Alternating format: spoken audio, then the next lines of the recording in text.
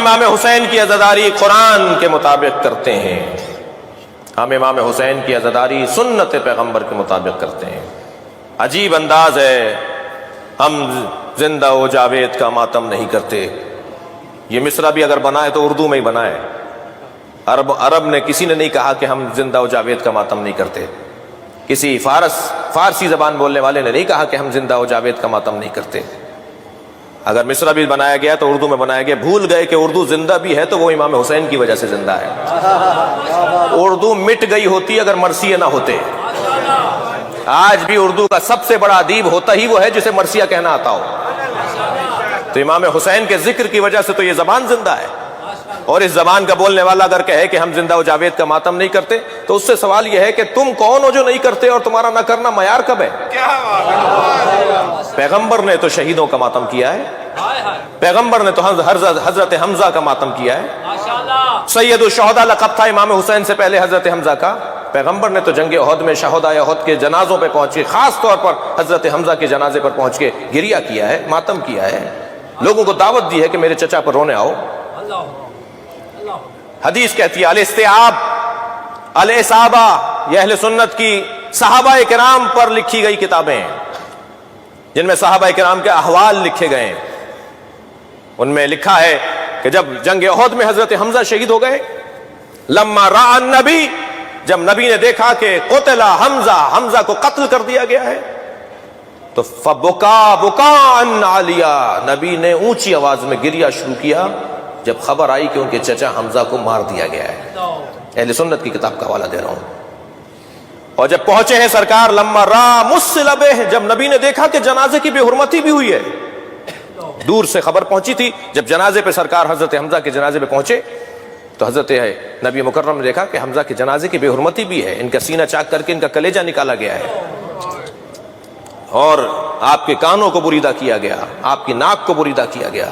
جب بدن مبارک کو اس حالت میں دیکھا تو نبی مکرم نے فشہقا، نبی نے گریہ کیا ہے اونچی آواز میں، آوازوں کے ساتھ گریہ کیا ہے سرکار نے، اور آواز لگائی، فرمایا کہ کون ہے، کہاں ہیں وہ لوگ جو میرے چچا پر آ کے گریہ کریں؟ تو عورتیں جنگ احد میں شہیدوں، اپنے اپنے شہیدوں کے لاشوں پہ بیٹھی ہوئی ماتم کر رہی تھی، گریہ کر رہی تھی، مدینے کی عورتیں، مسلمان عورتیں۔ جب یہ اعلان ہوا کہ سرکار کہہ رہے ہیں میرے چچا پر کوئی ماتم نہیں کر رہا، تو ساری عورتیں اپنے شہیدوں کے لاشیں چھوڑ چھوڑ کر آ گئی تھی، کیونکہ نبی کی خواہش ہے کہ حمزہ کے جنازے پہ ماتم ہو۔ یہ اہل سنت کی کتابوں کی روایات ہیں، ہمارے بھائیوں نے لکھا ہے یہ۔ مجھے تعجب اس بات پر ہے کہ اپنی کتابیں کیوں نہیں پڑھتے، اور سارے مسلمان عورتیں آ کر حضرت حمزہ کے جنازے پر بیٹھیں۔ اور آج تک عرب دنیا میں دستور ہے کہ اگر کوئی مظلوم مارا جائے تو پہلے حمزہ کا نوحہ پڑھا جاتا ہے، پھر اس مرنے والے کی بات ہوتی ہے۔ عزیزان گرامی، پیغمبر اکرم کی سنت ہے یہ۔ تو حضرت حمزہ شہید زندہ ہوتا ہے، اسی پر اعتراض کیا جی شہید زندہ ہے اور زندہ کا ماتم نہیں ہونا چاہیے۔ جی میرے مولا امام حسین جب اس دنیا میں تشریف لائے، نبی مکرم نے گود میں لے کر رونا شروع کیا، اور قریب بیٹھی ہوئی اپنی ایک زوجہ سے فرمایا کہ خبردار فاطمہ کو مت بتانا کہ یہی وہ حسین ہے جسے بھوکا پیاسا مارا جائے گا، کہ فاطمہ قریب الولادت ہیں، ابھی بچے کی ولادت ہوئی ہے، لہٰذا فاطمہ کو تکلیف ہوگی۔ جب کئی مرتبہ سیدہ نے دیکھ لیا کہ بابا جب بھی حسین سے ملتے ہیں تو روتے ہیں، تو پوچھا بابا آپ میرے حسین سے مل کے روتے کیوں ہیں؟ فرمایا فاطمہ یہی حسین ہے جو ابراہیم کی قربانی کا فدیہ ہے، ابراہیم کی قربانی مؤخر ہو گئی تھی اس کی قربانی کی وجہ سے، اولاد ابراہیم میں سے ہے۔ فرمانے لگی بابا کیا ہوگا؟ کہ اسے گھیر کر بھوکا پیاسا مارا جائے گا۔ بی بی فرمانے لگی بابا آپ ہوں گے اس وقت میں؟ فرمایا نہیں فاطمہ میں نہیں رہوں گا۔ کہ اس کے بابا علی ہوں گے؟ کہ نہیں اس کے بابا علی بھی نہیں ہوں گے۔ بی بی نے کہا کیا اس کا بھائی حسن ہوگا؟ فرمایا نہیں اس کا بھائی حسن بھی نہیں ہوگا۔ تو بی بی نے فرمایا میں رہوں گی؟ فرمایا فاطمہ تم بھی نہیں ہوگی۔ تو بی بی نے پھر ایک جملہ کہا بابا پھر اس پہ روئے گا کون؟ یہ جو آپ کا گریہ ہے نا یہ حسرت فاطمہ ہے، سیدہ کی حسرت ہے، بابا اس پہ روئے گا کون؟ فرمایا ایک قوم اس پہ روئے گی، اس کے جوان اس کے جوانوں پر روئیں گے، اس کے بوڑھے اس کے بوڑھوں پہ روئیں گے۔ یہ تقسیم بھی اس کا مطلب نہیں ہے کہ جوان صرف جوانوں پہ روتے ہیں اور بوڑھے صرف بوڑھوں پہ روتے ہیں، نہیں، نبی نے گویا اشارتاً فرمایا ہے کہ اس کے بچے بھی مارے جائیں گے، اس کے جوان بھی مارے جائیں گے، اس کے بوڑھے بھی مارے جائیں گے، اس کے ساتھ پورا خانوادہ شہید کیا جائے گا۔ عزیزو عزادارو، ہم روا روی میں ہم ذاکرین جو ہیں کہہ دیتے ہیں کہ کربلا میں 18 بنی ہاشم شہید ہوئے، 18 نہیں 58 شہید ہوئے۔ میرا باب العلم کے عشرے کا جو موضوع ہے وہ اصحاب رسول ہے، اصحاب رسول پہ وہاں بات ہونی ہے۔ کربلا میں بنی ہاشم 58 بنی ہاشم شہید ہوئے، 58، 18 نہیں۔ حضرت عقیل کی اولاد، حضرت مسلم کی اولاد، حضرت جعفر کی اولاد، حضرت جعفر کے پوتے، حضرت عبداللہ کے بچے، محمد حنفیہ ان کی اولادیں، محمد حنفیہ خود نہیں تھے ان کی اولاد، عبداللہ ابن جعفر نہیں تھے ان کی اولادیں، امیر المومنین کے فرزند 28 تو صرف امیر المومنین کے پوتے اور بیٹے ہیں، 58 بنی ہاشم ہیں جو کربلا میں شہید ہوئے ہیں۔ سارا گھر کٹ گیا، سارا گھر کٹ گیا۔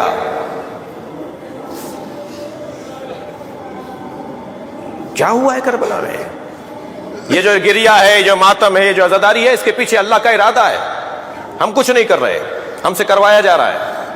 ہمیں فخر اس بات پر ہے کہ ہم سے وہ کروایا جا رہا ہے کہ جو سیدہ کی تمنا ہے، جو اہل بیت کی خواہش ہے، جو نبی کی آرزو ہے۔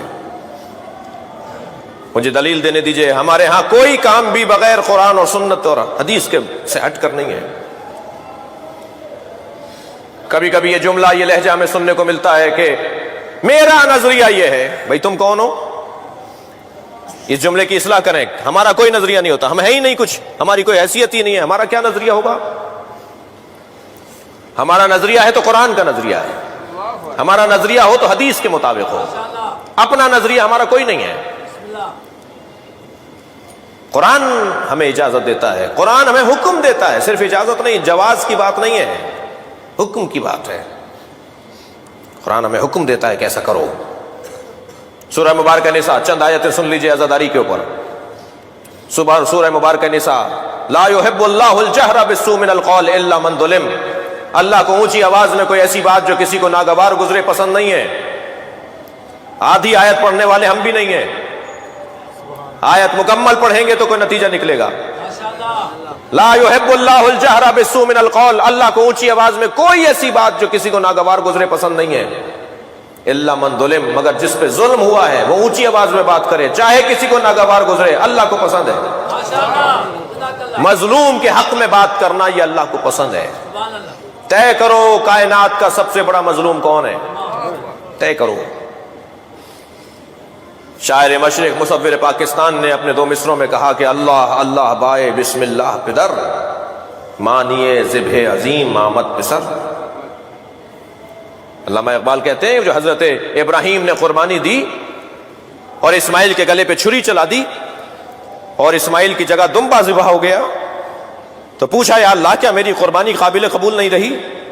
تو جواب یہ آیا وَفَدَيْنَاهُ بِذِبْحٍ عَظِيمٍ، اے ابراہیم ہم نے تمہاری قربانی کو ایک بڑی قربانی پر مؤخر کر دیا ہے، ہم ایک اور بڑی قربانی لیں گے تمہاری اولاد سے۔ اس سے بڑی قربانی نہیں ہے قرآن کی روح سے، تاریخ کے مشاہدے سے، جسے قربانی کربلا کہا جاتا ہے۔ سب سے بڑا مظلوم تاریخ کا اگر کوئی ہے تو وہ امام حسین کا وجود ہے، اور قرآن کہہ رہا ہے کہ اللہ کو اونچی آواز میں بات کرنا صرف وہاں پسند ہے چاہے کسی کو برا لگ رہا ہو کہ جہاں مظلوم کے لیے تم بات کر رہے ہو۔ مظلوم حسین ابن علی، ایک دلیل۔ دوسری دلیل دوں، ذکر فإن الذکر تنفع المؤمنین، اے میرے حبیب بار بار دہراؤ، اس لیے کہ بار بار دہرانے سے مومنین کو فائدہ ہوتا ہے۔ ہمارے مزاج کے اندر بھولنا ہے، ہم انسان ہیں نا، انسان یعنی نسیان یعنی انسان، ہماری ساخت ہی بھولنے کی ہے، ہماری طبیعت کے اندر بھول پن ہے کہ ہم بھول جاتے ہیں، ہمیں 10 دن پہلے کی باتیں یاد نہیں رہتی، ہمارا مزاج بھولنے کا ہے۔ جب ہمارا مزاج بھولنے کا ہے تو پھر پروردگار عالم نے اہتمام کیا ہے کہ انہیں بھولنے نہ پائے۔ یہ تاریخ کے مشاہدات کو اور عبرتوں کو اور واقعات کو اور تاریخ کے سبقوں کو بھولے نہیں۔ میرے حبیب دہراؤ، ذکر، بار بار دہراؤ، ایک بات کو بار بار کرو، ہر سال وہی ذکر، ہر سال وہی مصائب، ہر سال وہی مرثیہ، ہر سال وہی نوحے۔ قرآن کہہ رہا ہے दोहराओ उसी को जो पहले दोहराते थे, इसलिए कि तुम भूलने ना पाओ। एक सबक को बार बार दोहराओ, इससे ऊंचा सबक नहीं है। ज़क्किर फ़इन्न ज़िक्रा तनफ़उल मोमिनीन, बार बार दोहराओ ताकि मोमिनीन को इससे फायदा पहुंचे। कुरान कह रहा है। फिर ऐलान हुआ वमन युअज़्ज़िम शाइर अल्लाह फ़इन्नहा मिन तक़वल क़ुलूब, सूरह मुबारक शूरा, सूरह मुबारक हज। जो अल्लाह की निशानियों की ताजीम करता है, ये ताजीम करना दर हकीकत तक़वा क़ल्बी की निशानी है। अगर कोई मुत्तकी बनना चाहता है ना, तो हुसैन की ताजीम करना पड़ेगी। और कोई और है इमाम हुसैन के अलावा अल्लाह की निशानी? अल्लाह की बड़ी निशानियों में एक निशानी खुद हुसैन इब्न अली की जात। लिहाजा कुरान हमसे कह रहा है कि वमन युअज़्ज़िम शाइर अल्लाह, अल्लाह की निशानियों की ताजीम करो। एक और आयत पेश करूं, बल्कि हम आयत की खिदमत में पेश हों जी। क़ुल ला असअलुकुम अलैहि अजरन इल्लल मवद्दता फिल क़ुरबा, जो मैंने उन्वान गुफ्तगू करार दिया है। मेरे हबीब इनसे कह दो मुझे कोई चीज नहीं चाहिए उजरत रिसालत के तौर पर, इल्लल मवद्दता फिल क़ुरबा, सिवाय ये कि मेरे क़ुरबा से मवद्दत। ये मवद्दत हो रही है भाई, नबी की ख्वाहिश है, नबी से मोहब्बत, नबी से लगाव का उन्वान है आज़ादारी इमाम हुसैन। सुन्नत पैगंबर है, आरज़ू ज़हरा है, ख्वाहिश हैदर कर्रार है। जब जंग सिफ़ीन से मेरे मौला लौट रहे थे तो करबला से गुजर हुआ जब मौला अली का, तो आपने इमाम हसन से फरमाया कि बेटा कुछ देर यहाँ क़याम करेंगे। मौला एक दरख्त के नीचे जाकर महव इस्तराहत थे कि सासा इब्न सुहान ने आवाज़ देकर कहा कि अली के सर के नीचे तकिया नहीं है। तो जाकर उन्होंने अपना जानू मौला के सर के नीचे दे दिया कि अली का सर मेरे जानू पे तकिया करे।